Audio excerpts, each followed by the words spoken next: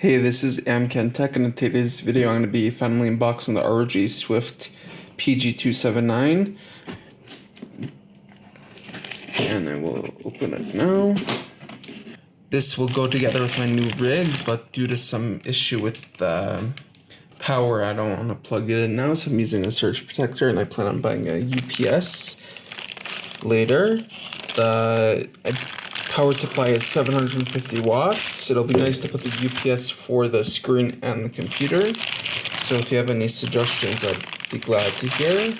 I'm in the general Europe area, so I use 220 volts.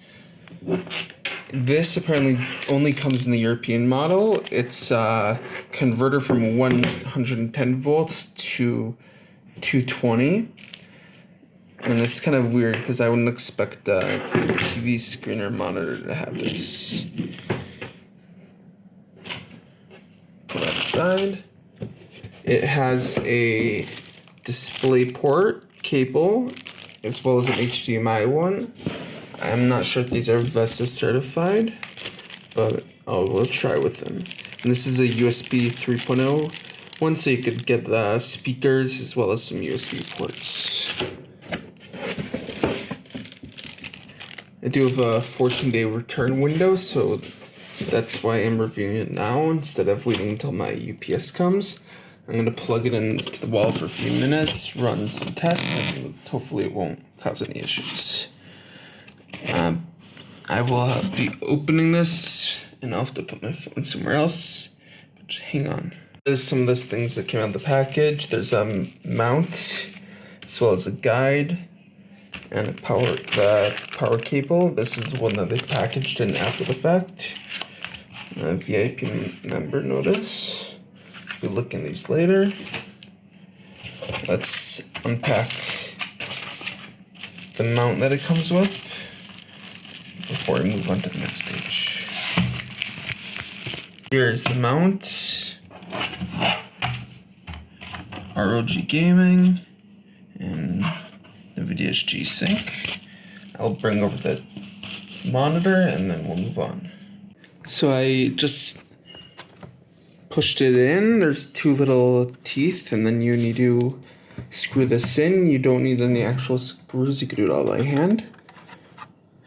You just tighten it all the way, and this is I guess the best way of securing it. And it's pretty sturdy. Now let's stand it up, and I'll go over some of the specs. IPS display, QHD, 2K, 2560 by 1440, overclocked to 165 Hertz. It has G-Sync also.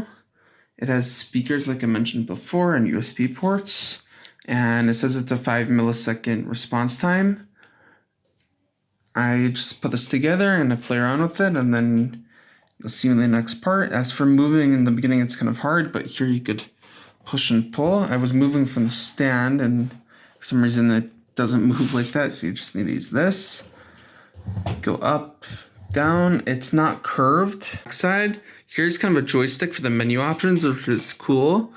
I'm not used to that in monitors, and here's some of the menu buttons. They're very clicky.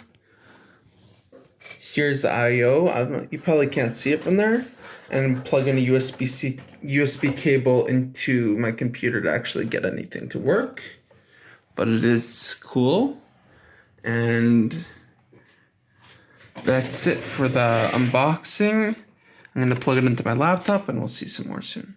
I just turned it on and connected it to my laptop. I have it at Extend Displays.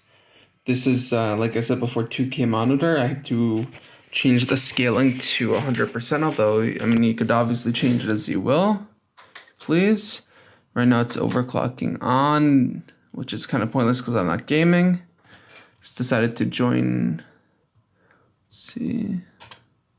So just to clarify, the screen is 2K. I'm running it off my laptop processor, which is 4th gen Core i7, so that's why there's some stuttering, as well as my internet connection isn't so fast, although it buffered until the end. I'm just amazed by the pixel quality.